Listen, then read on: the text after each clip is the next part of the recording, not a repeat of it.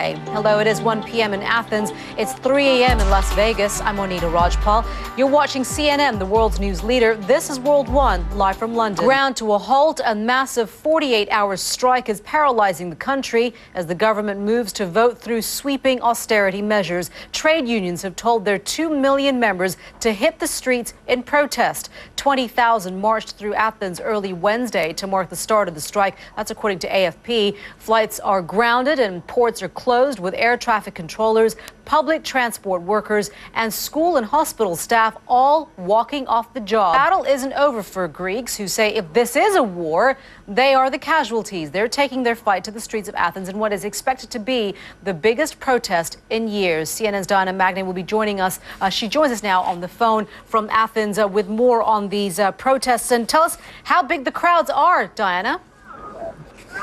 Well, there is a very big turnout, and it's still early in the day. These 25 Turkish soldiers are reported to have been killed in a Kurdish rebel attack near Turkey's border with Iraq. Turkey's president says the assault was the work of terrorists who fired rockets at army bases in that town. It's thought to be one of the deadliest attacks on Turkish security forces in years. Journalist Andrew Finkel joins us now live from Istanbul with more on what actually happened this Wednesday. Yes, Monita, it seems to have been an incredibly well-coordinated attack. It took place on 3 different sites with very deadly effect. We know. Andrew, thank you. Andrew Finkel there in Istanbul.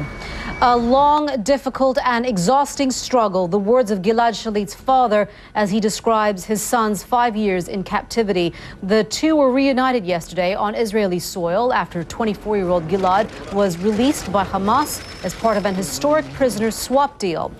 Well, let's see what newspapers around the world are saying about this. Here in the UK, The Independent has an opinion piece with the headline, Hamas compromises at least a sign of hope. It says, for all the dangers, the prisoner swap is welcome evidence of movement in a region where talks have been stalled for more than a year.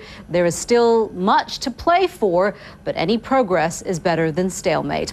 In the United Arab Emirates, Gulf News headline is prisoners swap about scoring political points. Now, that opinion piece says yesterday's successful prisoner swap between the Israelis and Hamas was not a humanitarian gesture by either side. Their release could have happened at any time, but the present moment suited both sides for their own political advantage. And finally, the headline in the International Herald Tribune, joy turns to acrimony as prisoners exchanged. The article goes on to say, in the 8 months since the Arab world has risen up against its dictators, Israel has found itself more nervous and more isolated. A stronger Hamas is likely to corner it further in the region. You are watching World One live from London. A kidnapped by a suspected Somali gunman in northern Kenya is dead. 66-year-old Marie de Dieu was seized from her private home on the island of Manda earlier this month. She was then taken as a hostage into Somalia. She was wheelchair-bound and is said to have been battling cancer. CNN's Nkapile Mabuse joins us now live from our bureau in Johannesburg. With more on that, what more do we know about the surroundings of her, or what the conditions of her, what led to her death? Apologize for that audio and those technical difficulties there. You're watching World One live from London. It was a tough night in Las Vegas as the gloves came off at the Republican presidential debate. This was supposed to be Herman Cain's big moment. He's the newest frontrunner in the ever-changing race for the Republican nomination. Of course, that made him a prime target for the other candidates. Cain quickly shot back at his opponents and told voters to take a good look at the analysis of the plan on his website. It was performed by fiscal associates and all. Well, the other big fight of the night took place between frontrunner Mitt Romney and one-time leader Rick Perry. Jim Acosta watched it all unfold. And Jim, who came out on top of this confrontation between Rick Perry and his other main opponent? Well, I think Mitt Romney really came out on top at this debate last night. Yeah, it certainly makes for good television, though, I have to say. Thank you very much for that, Jim Acosta there in Las Vegas. Well, adding to that, a faux pas from that GOP debate is one of the top trends on social media right now. It's at number 3. Libya isn't Africa. We know that. But does Michelle Bachmann? That's a question viewers were left pondering after the Republican presidential candidate implied that she didn't, saying, now with the president, he put us in Libya. He's now putting us in Africa. As plenty of people are pointing out on Twitter, Libya is an African. If you're going to be a world leader, one would hope that you would know that too. At number 2, tech fans are looking forward to getting their teeth into the ice cream sandwich. Not a snack, but Google's latest smartphone update, also known as Android 4.0. The update is all the talk online right now. The latest operating system is available on Samsung's new Galaxy Nexus handset. Android devices are very popular. More than 500,000 are activated every day. And at number 1, violence has erupted at Dale Farm in southern England. That's where authorities are trying to evict a small nomadic group known as travelers from land that they've claimed for years. Dale Farm is fast becoming a big talking point on social media as tensions continue to grow.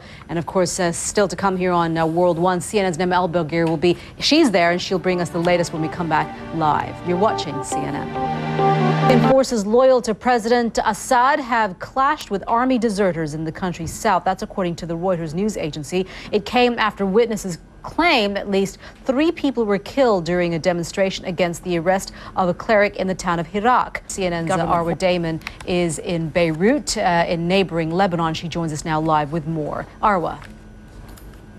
Okay, Arwa, thank you for that. Arwa Damon there in Beirut. Police clashed with protesters as evictions began at Britain's largest traveler camp this morning.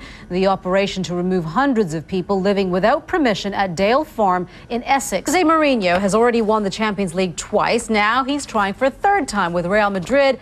And apparently things are going very well so far this season. Don Riddell. Take it from me, Monita, things are going very well. Okay. Thanks very much. Real Madrid are setting the pace in the Champions League this season. Tuesday. Don, thank you very much for that. You're watching World 1 live from London. In Thailand, people are forced to flee their homes as floods that have claimed hundreds of lives threaten the capital, Bangkok. More than $2 billion. Well, let's get more on the situation there in Thailand. Let's go to Mari Ramos. She's at the World Weather Center for us. Mari.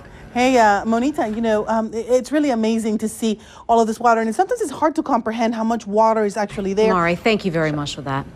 Let's talk about some of the stories that we're talking about. Schools have been closed and police have been equipped with night vision goggles after a number of exotic animals, such as lions, tigers and bears, oh my, escaped from a private collection. The owner of the Muskingum County Animal Farm was found dead on his property with all the cages left open. Sheriff's deputies say they have already shot dead 24 of the beasts. The escaped menagerie also includes camels, wolves and giraffes. This is something interesting. I didn't know about this, and you probably didn't. A world survey on shoplifting and the most stolen items from the stores has come up with an interesting result.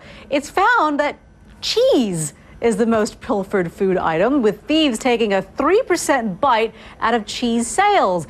$119 billion worth of goods were stolen from world retailers in 2011 through employee fraud, shoplifting, and organized retail crime. I wonder if there was a particular kind of cheese that they all seem to like. And some of you might know who these people are. The stars of the popular Twilight movies will join an illustrious Hollywood Hall of Fame when Kristen Stewart and Robert Pattinson and Taylor Lautner cast their hand and footprints in the cement outside a Grauman's Chinese Theater.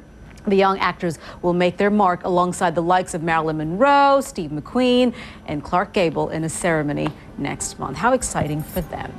You are watching World 1 live from London. I'm Monita Rajpal. Thank you for joining us. We'll keep following the Greece general strike after the break, so stay tuned.